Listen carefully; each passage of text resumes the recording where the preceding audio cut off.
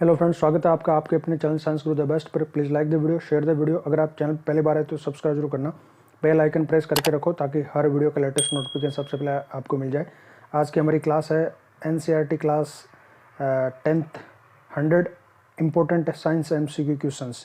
NCERT class 10th की science की books हैं 100 मोस्ट इम्पोर्टेंट MCQ क्वेश्चंस लेकर आया हूँ, जो विभिन्न कंपटीशन एग्जाम्स में आते रहते हैं और जिनके आगे भी आने के सबसे ज़्यादा चांसेस है।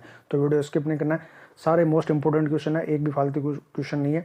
ये क्लास सबसे इंपॉर्टेंट होने वाली है रीट लेवल 1 के लिए, रीट लेवल 2 के लिए, RPSC, EAO, MO, RS, high court, LDC, video, army, Agniveer, इन सभी कंप्यूटर एग्जाम्स के लिए सबसे इंपॉर्टेंट है। क्लास की PDF का लिंक डिस्क्रिप्शन में, वहाँ से PDF ले सकते हैं। तो चलो शुरू करते हैं आज की क्लास। सबसे पहला क्वेश्चन है, निम्न में से जठर ग्रंथि की कौन सी कोशिकाएं हाइड्रोक्लोरिक अम्ल का स्राव करती है? जठर ग्रंथि की कौन सी कोशिकाएं हाइड्रोक्लोरिक अम्ल HCl का स्रावण करती है?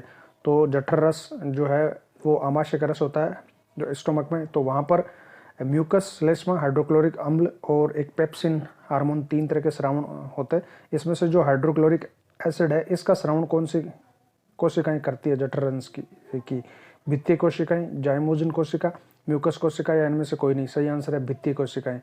आमाशय की जो भित्तीय कोशिकाएं हैं वो हाइड्रोक्लोरिक अम्ल का स्रावण करती है HCl का, और HCl हाइड्रोक्लोरिक अम्ल जो है वहाँ पर आमाशय में एसिडिक माध्यम प्रोवाइड करता है, अम्लीय माध्यम, जिसकी वजह से पेप्सिन एंजाइम एक्टिवेट होता है और वो प्रोटीन के डाइजेशन में हेल्प करता है। अगला क्वेश्चन है, कार्बोहाइड्रेट, प्रोटीन और वसा के पूर्ण पाचन का स्थल निम्न में से कौन सा है?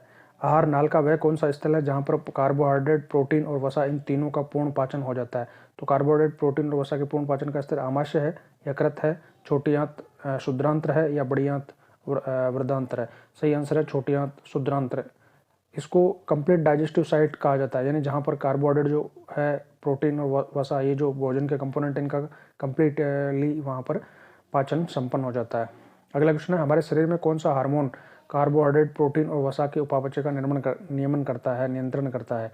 कौन सा हार्मोन है जो कार्बोहाइड्रेट, प्रोटीन और वसा के उपापचय का नियंत्रण करता है? Insulin hormone, thyroxine hormone, testosterone hormone या एस्ट्रोजन हार्मोन?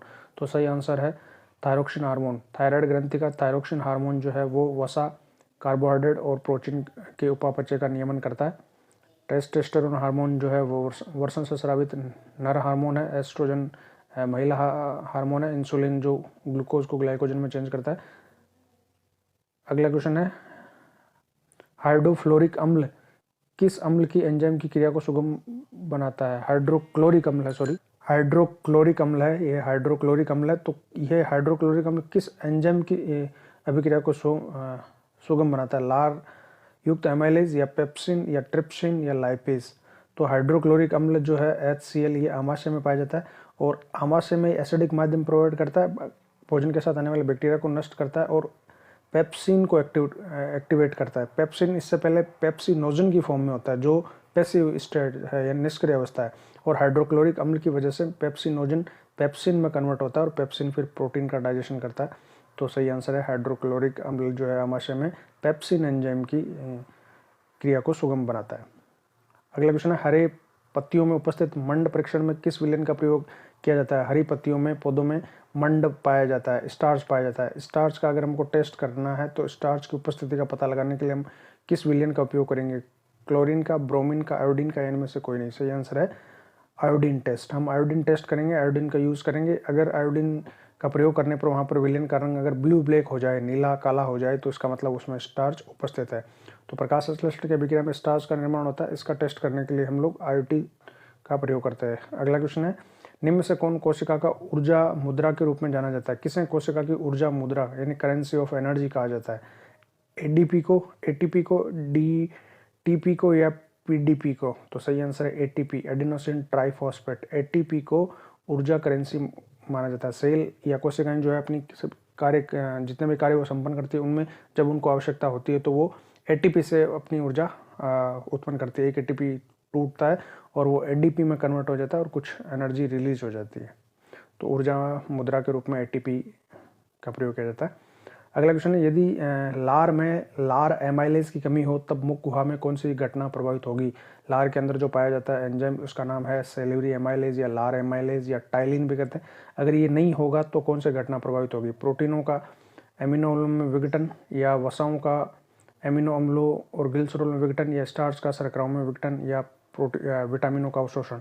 तो वह काम जो लार का एंजाइम करता है वो काम डिस्टर्ब हो जाएगा। तो काम क्या है लार एंजाइम का कि वो कार्बोहाइड्रेट के पाचन में मदद करता है, यानी स्टार्च को शर्कराओं में विघटन का काम करता है। तो ये कार्य डिस्टर्ब हो जाएगा, स्टार्च का शर्कराओं में विघटन।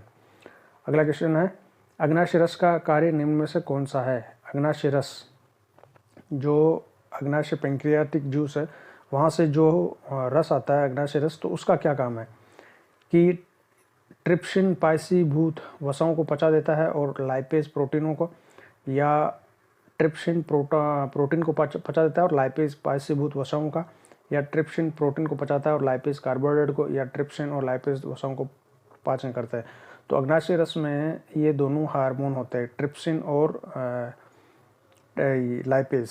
इसमें से लाइपेज लिपिड का डाइजेशन करता है, लिपिड यानी फैट यानी वसा, तो लाइपेज तो पायसीभूत वसाओं का पाचन करता है, और ट्रिप्सिन एंजाइम प्रोटीन को पाचन करता है। तो ट्रिप्सिन प्रोटीन का बी ऑप्शन सही है।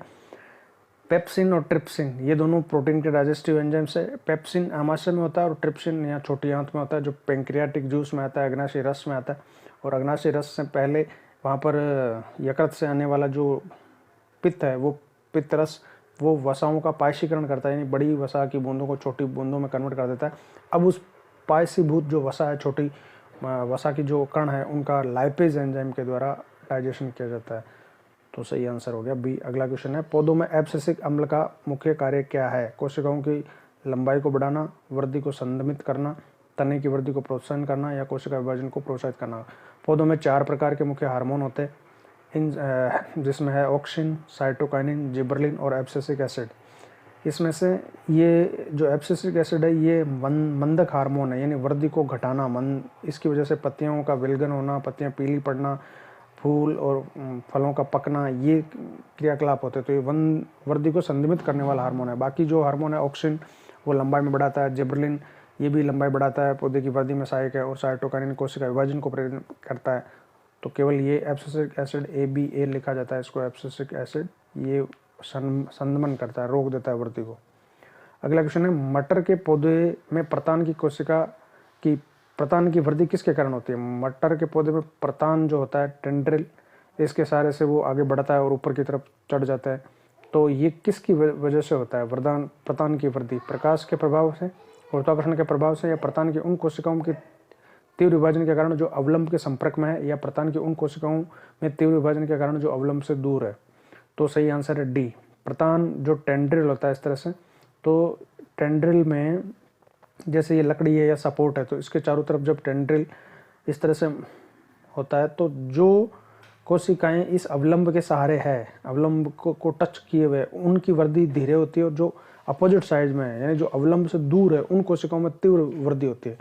इस वजह से इसकी लंबाई बढ़ती है और ये इस तरह से लिपटता चला जाता है ऊपर की तरफ। इसी तरह से ऑक्सीजन के प्रभाव की वजह से जो पौधा प्रकाश की तरफ मुड़ता है, तो उसका कारण भी यही है कि अंधेरे वाले पार्ट में ऑक्सीजन की सांद्रता अधिक होती है और उसकी वृद्धि अधिक होती है, और प्रकाश वाले भाग की वृद्धि कम होती है, तो पौधा प्रकाश की तरफ झुक जाता है। तो सही आंसर है डी। प्रतान की उन कोशिकाओं के तीव्र विभाजन के कारण जो अवलंब से दूर होती है। अगला क्वेश्चन है सिनेप्स पर रासायनिक संकेल का संप्रेषण होता है। सिनेप्स, जब एक तंत्रिका कोशिका से अगली तंत्रिका कोशिका के बीच का जो गैप होता है उसको हम सिनेप्स कहते हैं। रासायनिक संकेत उसका संप्रेषण या ट्रांसफर कैसे होता है। एक्सोन से उसी न्यूरॉन की कोशिका काय तक, या कोशिका काय से उसी न्यूरॉन के एक्सोन सिरे तक, या एक न्यूरॉन के एक्सोन से दूसरे न्यूरॉन के डेंड्राइट तक, या एक न्यूरॉन के डेंड्राइट से दूसरे के एक्सोन तक। सही आंसर है ये। जो लास्ट पार्ट होता है एक न्यूरॉन का लास्ट पार्ट होता है उसको हम एक्सोन कहते हैं, और एक्सोन से अगले न्यूरॉन का जो फर्स्ट पार्ट होता है उसको डेंड्राइट कहते हैं। तो एक तंत्रिका के एक्सोन से निकल के अगले तंत्रिका के डेंड्राइट तक का जो गैप होता है वो सिनेप्स होता है। तो यहाँ पर इस तरह से रासायनिक रूप से संकेतों का ट्रांसफर होता है। अदरवाइज तंत्रिका कोशिका के अंदर ये जैसे डेंड्राइट है, ये एक्सोन है लंबा सा जो है, लास्ट में यहाँ पर एक्सोन एंडिंग, यहाँ एक्सोन खत्म हो गया, इसके अंदर ट्रांसफर जो होता है वो विद्युत के रूप में यानी आवेश के रूप में होता है, और ये यहाँ पर जो गैप है ये सिनेप्स है, इसमें रसायनों के रूप में होता है। अब आगे से अगली तंत्रिका कोशिका स्टार्ट हो जाएगी, उसका डेंड्राइट स्टार्ट हो जाएगा, तो ये जो सिनेप्स है। और यहाँ पर इस पहले वाले के एक्सोन से अगले के डेंड्राइट तक मैसेज ट्रांसफर होता है। अगला है पुष्प में नर और मादा युग्मकों जनन कोशिकाओं को उत्पन्न करने वाले अंग कौन कौन से हैं? यानी नर युग्मक पुंकेसर और जो मादा युग्मक है अंडाणु, ये कहाँ उत्पन्न होते हैं, किस भाग में उत्पन्न होते हैं? तंतु और वर्तिकाग्र में, प्रागकोश और अंडाशय में, पुंकेसर और प्रागकोश में, पुंकेसर और वर्तिका में। तो सही आंसर है प्रागकोश और अंडाशय। 2 पार्ट होते हैं मेल इसके एंथर के, जिसको हम कहते हैं प्रागकोश, और इसका ये प्रागकोश होता है और ये इसका तंतु होता है। तो प्रागकोश के अंदर यहाँ पर प्राग कण उत्पन्न होते हैं जिनके अंदर मेल गैमेट बनते हैं। और जो स्त्री केसर है, स्त्री केसर, उसके 3 भाग होते हैं। ये वर्तिका सबसे ऊपर की तरफ, वर्तिकाग्र, और ये वर्तिका इसकी गिरवा जो, और नीचे फूला हुआ पार्ट होता है वो अंडाशय होता है। अंडाशय के अंदर अंडाणु या एग उत्पन्न होते हैं। तो यहाँ अंडाशय के अंदर तो उत्पन्न होते हैं फीमेल गैमेट, मादा युग्मक, और परागकोश के अंदर नर युग्मक उत्पन्न होते हैं। अगला क्वेश्चन है, एक स्पीसीज के जनकों और संततियों में गुणसूत्रों की संख्या किसके कारण नियत बनी रहती है? एक स्पीसीज के जनक और संततियों में गुणसूत्रों की संख्या नियत बनी रहती है। जैसे हमारे अंदर 46 गुणसूत्र है तो अगली पीढ़ी में भी 46 गुणसूत्र ही जाएंगे। ये कैसे नियत रहता है?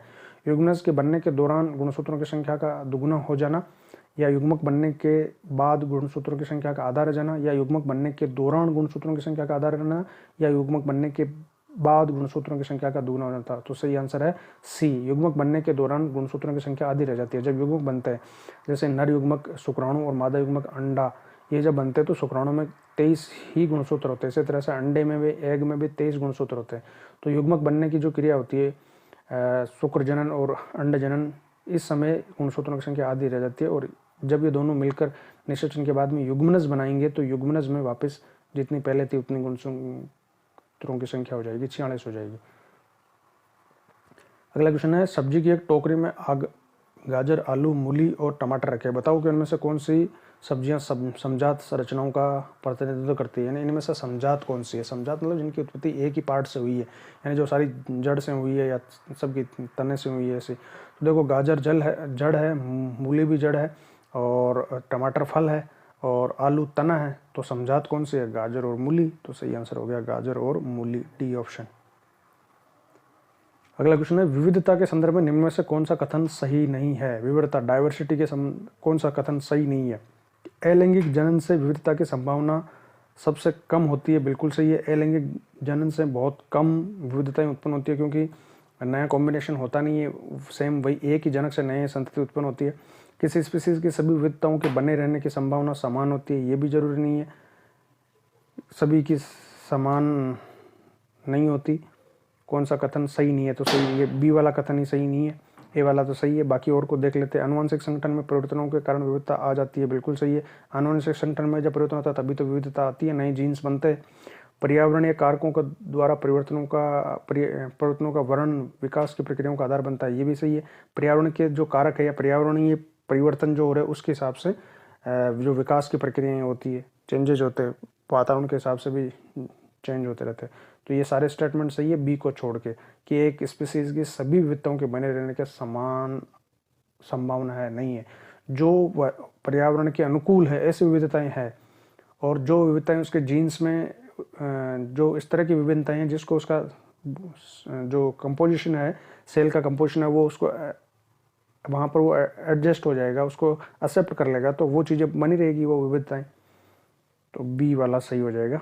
अगला क्वेश्चन है, किलोवाट आवर KWH मात्रक है किसका? धारा का, समय का, विद्युत ऊर्जा का, या विद्युत शक्ति का? तो किलोवाट आवर जो है वो विद्युत ऊर्जा का मात्रक है, किलोवाट आवर, क्योंकि किलोवाट ये शक्ति का मात्रक है, पी का, और आवर समय का है, और ये ई का सूत्र होता है। क्योंकि पावर जो होती है ना, शक्ति, वो कार्य ऊर्जा परिवर्तन की दर होती है, यानी E/T, एनर्जी अपॉन टाइम, ये पी होती है, पावर होती है, और पावर गुणा टाइम ये हो गया आपका एनर्जी, और किलोवाट ये तो है पावर की, और आवर जो है समय की, तो ये एनर्जी की, विद्युत ऊर्जा का मात्रक हो गया। अगला है, विद्युत हीटर की कुंडली में किसका प्रयोग किया जाता है? विद्युत हीटर की जो कॉइल होती है उसमें किसका प्रयोग करते हैं? नाइक्रोम का, टंगस्टन का, तांबे का, या जस्ते का? सही आंसर है नाइक्रोम का। अगला है, विद्युत चुंबक बनाए जाते हैं इस्पात के, चांदी के, लोहे के, या नरम लोहे के? तो विद्युत चुंबक बनाने के लिए हम नरम लोहे का प्रयोग करते हैं। विद्युत धारा उत्पन्न करने की युक्ति, इनमें से कौन विद्युत धारा उत्पन्न करने की युक्ति है? जनित्र, मोटर, अमीटर या गैल्वेनोमीटर? सही आंसर है जनित्र। जनरेटर का प्रयोग करके विद्युत धारा उत्पन्न की जाती है। मोटर के द्वारा तो विद्युत को मैकेनिकल इसको में यांत्रिक ऊर्जा में चेंज किया जाता है। एमीटर विद्युत धारा का मापन करता है और गैल्वेनोमीटर विद्युत की उपस्थिति का पता लगाता है। एक अश्व शक्ति HP बराबर होती है। एक अश्व शक्ति में कितने वाट होते हैं? अश्व शक्ति ये जो है शक्ति की इकाई है, तो एक अश्व शक्ति में किसके बराबर होती है? 746 वाट, 736, 767 या 756?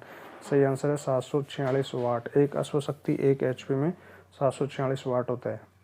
ऊर्जा का ऐसा मात्रक कौन सा है? कैलोरी, जूल, ताप या इनमें से कोई नहीं? सही आंसर है जूल। कार्य और ऊर्जा का ऐसा मात्रक जूल होता है।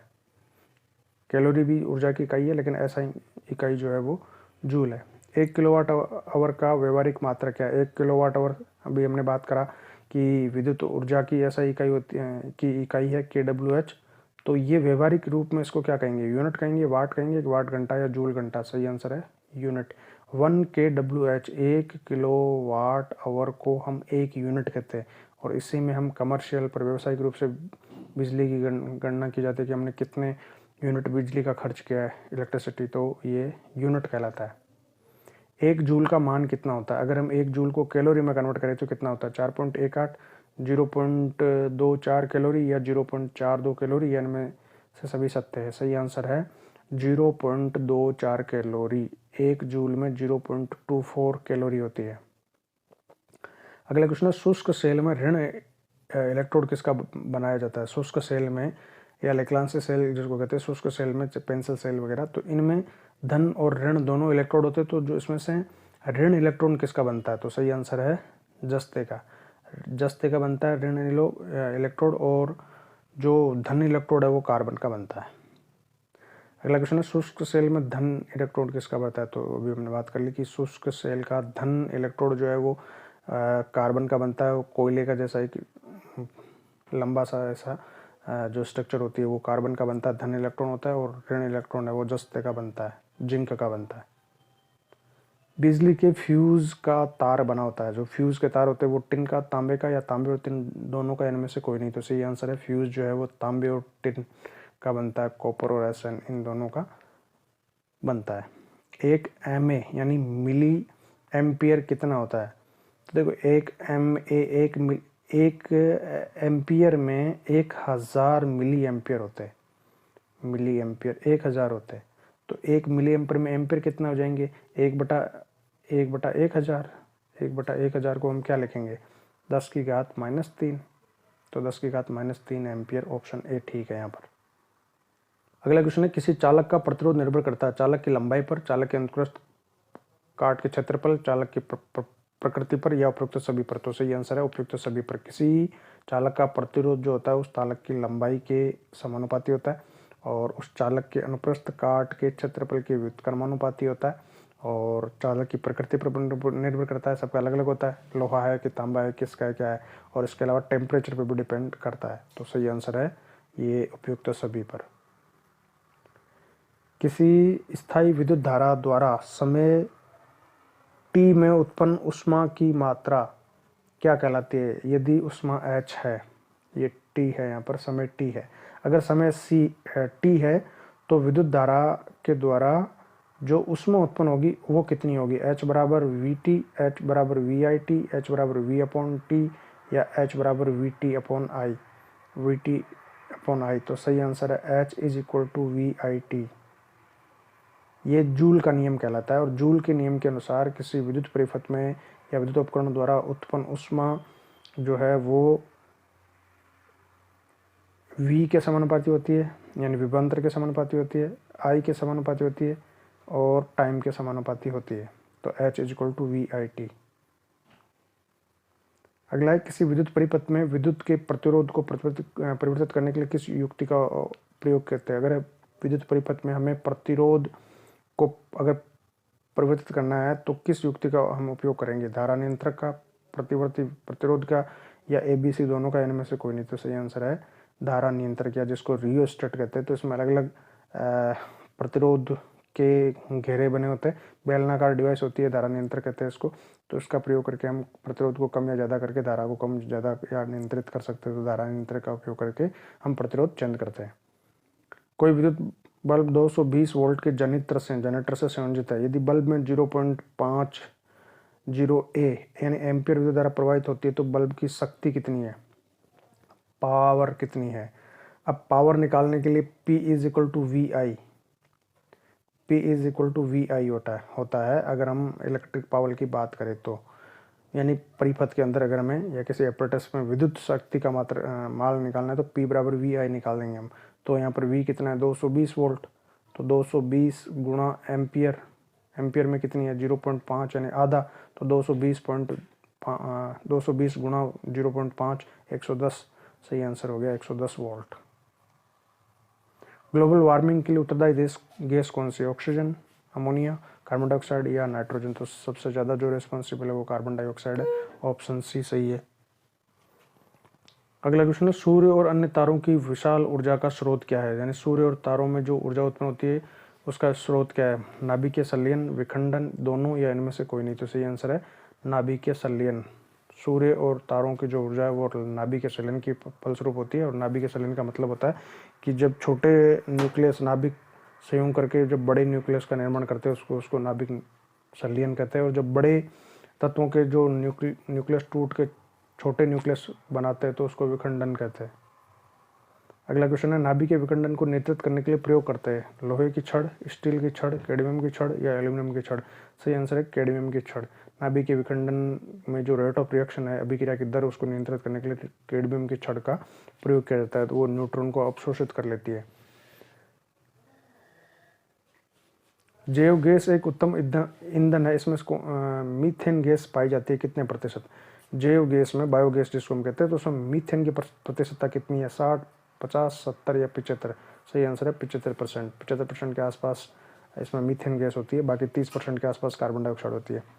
अनवीकरणीय ऊर्जा का स्रोत कौन सा है, अनवीकरणीय यानी जिसको पुनः नवीन नहीं किया जा सका, पुनः प्राप्त नहीं किया जा सका, जितना यूज़ कर लिया उतना खर्च हो जाएगा।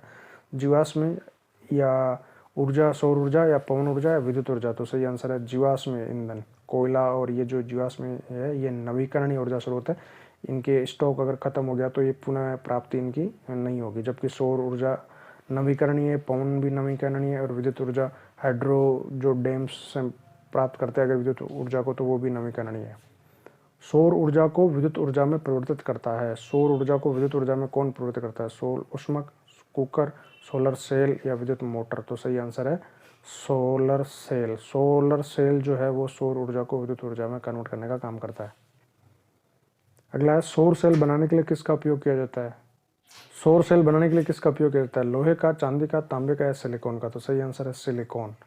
सौर सेल बनाने के लिए हम सिलिकॉन का प्रयोग करते हैं। अगला क्वेश्चन है, विद्युत फ्यूज विद्युत धारा के किस सिद्धांत पर काम करता है। विद्युत फ्यूज जो है वो किस सिद्धांत पर काम करता है, उसमें चुंबकीय, रासायनिक या कोई नहीं। तो सही आंसर है उसमें प्रभाव पर। फ्यूज उसमें प्रभाव पर काम करता है, इसका मेल्टिंग पॉइंट लो होता है, गलनांक कम होता है। जैसे इसमें ज़्यादा हीट प्रोड्यूस होती है, विद्युत ज़्यादा जैसे प्रवाहित होती है क्योंकि हीट आई के समानुपाती होते हैं। जैसे ज़्यादा इसमें से आई यानी करंट फ्लो होगा वैसे ज़्यादा हीट प्रोड्यूस होगी, हीट यानी तापमान बढ़ते ही जैसे इसका मेल्टिंग पॉइंट से अधिक तापमान हो गया ये टूट जाता है, पिघल जाता है। 1 किलोवाट आवर किसके बराबर है, यानी अगर हम इसको जूल में कन्वर्ट करें 1 किलोवाट आवर 1 kWh, इसको अगर जूल में कन्वर्ट करें तो कितना मान आएगा। सही आंसर है 3.6 × 10⁶ जूल। कैसे आया, तो हमें क्या करना है, किलोवाट आवर को तो हमें चेंज करना है वाट में और आवर को चेंज करना है सेकंड में। तो किलोवाट आवर को हमें वाट में चेंज करना है, तो हम 1 किलोवाट को कर देंगे 1000 वाट हो गया, और आवर यानी 60 × 60 सेकंड में, ये अब जूल हो गया। तो 6 × 6 हो गया 36, तो हम 36 लिख देते हैं, इंटू 3 और 4 5 0 तो 10⁵5। अगर एक घात बढ़ा देंगे तो यहाँ पॉइंट आ जाएगा, तो 3.6 × 10⁶ जूल। लघु पतन के समय परिपथ में विद्युत धारा का मान होता है। लघु पतन यानी शॉर्ट सर्किट जब होता है तो परिपथ में विद्युत धारा का मान बहुत कम हो जाता है, परिवर्तित हो जाता है, बहुत अधिक बढ़ जाता है, या निरंतर परिवर्तित होता है, तो लघु पतन के समय शॉर्ट सर्किट के समय विद्युत धारा का मान बहुत अधिक सर्किट में बढ़ जाता है। डायनेमो का सिद्धांत आधारित है। डायनेमो जो यांत्रिक ऊर्जा को विद्युत ऊर्जा में कन्वर्ट करता है, किस सिद्धांत पर काम करता है? विद्युत चुंबकीय प्रेरण पर, प्रेरित विद्युत पर, धारा के उसमें प्रभाव पर, इनमें से कोई नहीं। सही आंसर है विद्युत चुंबकीय प्रेरण पर।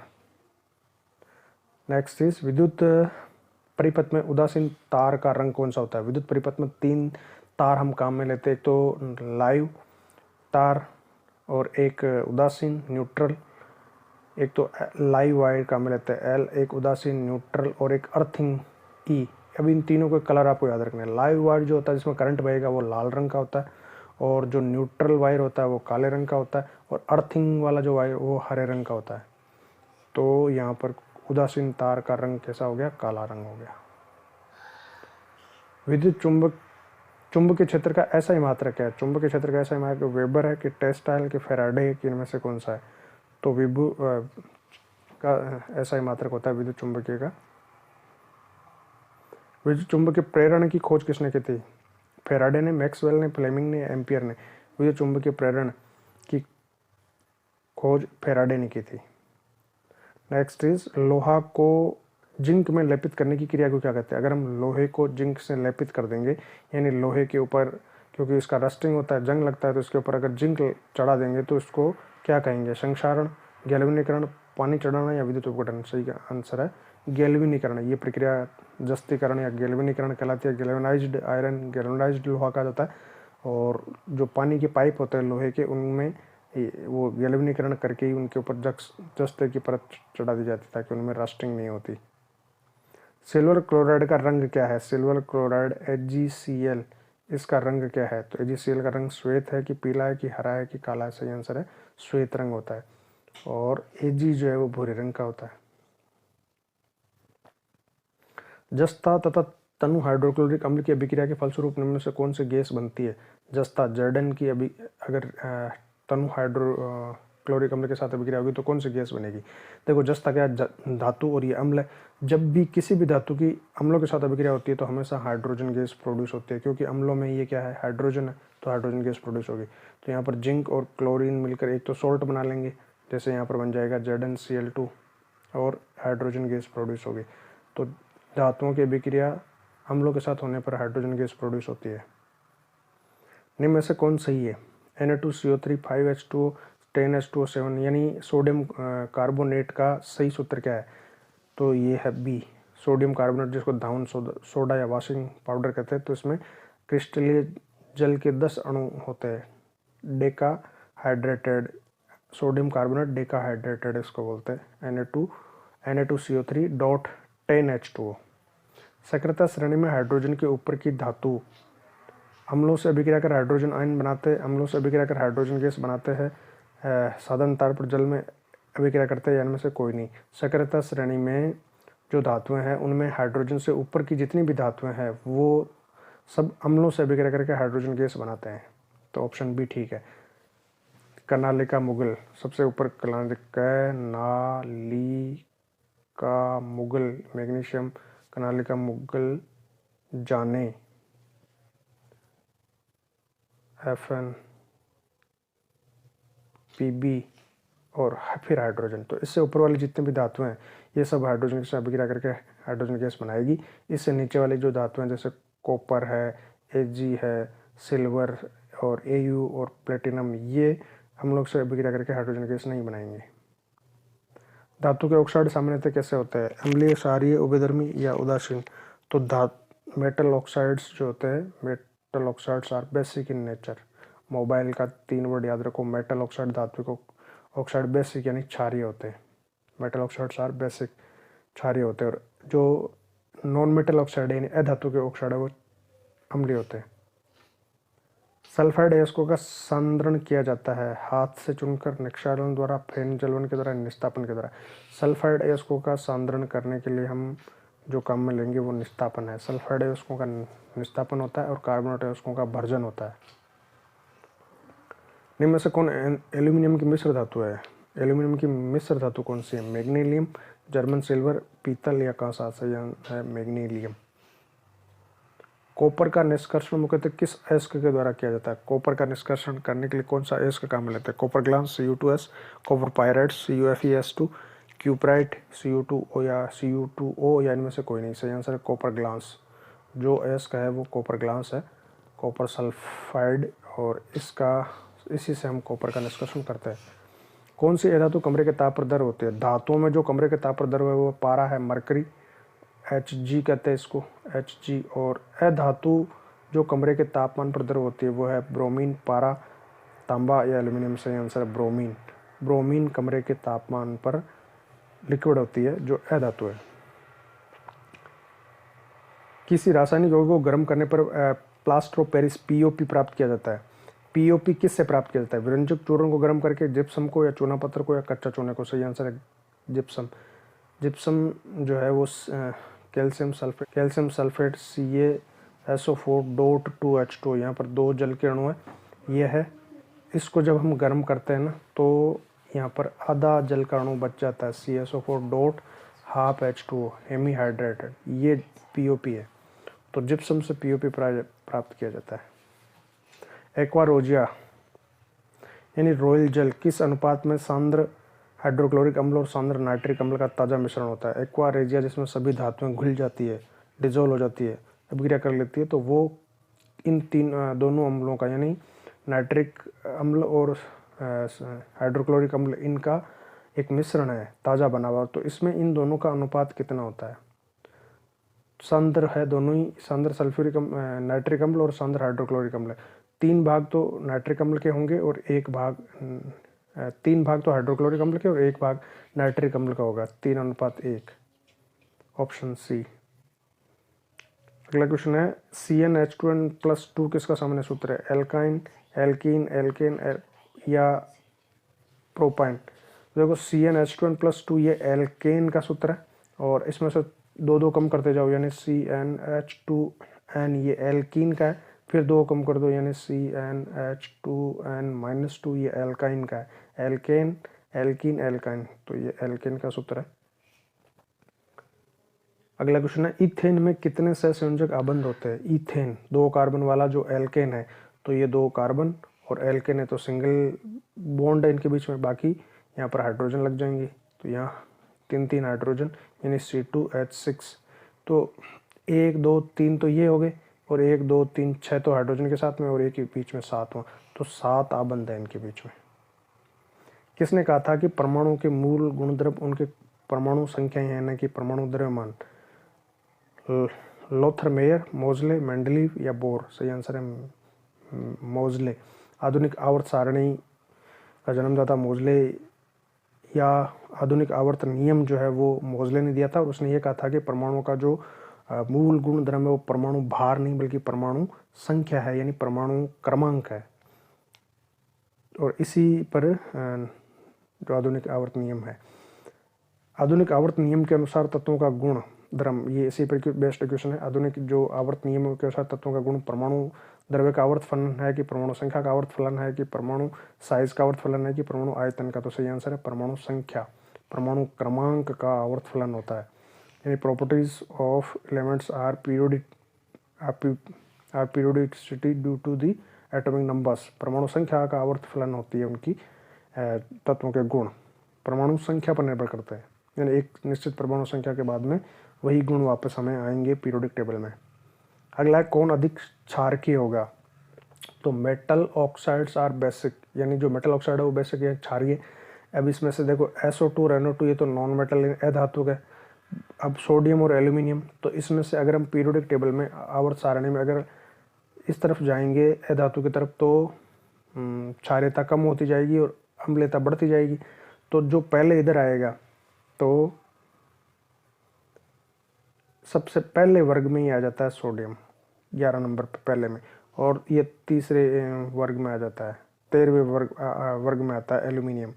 तो हम सोडियम से एल्यूमिनियम की तरफ जाएंगे तो क्षारीयता घटती जाएगी, तो ज़्यादा क्षारीयता किसकी है? सोडियम की, तो सोडियम ऑक्साइड सही आंसर है। तो ये कुछ इंपॉर्टेंट क्वेश्चंस थे, 100 important questions based on NCERT class 10th science book. और वीडियो अगर आपको पसंद आया तो आप इसको लाइक कर सकते हैं, अदरवाइज डिसलाइक भी कर सकते हैं। अपने फ्रेंड्स के साथ में वीडियो को शेयर कीजिए। मिलेंगे अगले वीडियो में इंपॉर्टेंट क्वेश्चंस के साथ में। तब तक जय हिंद।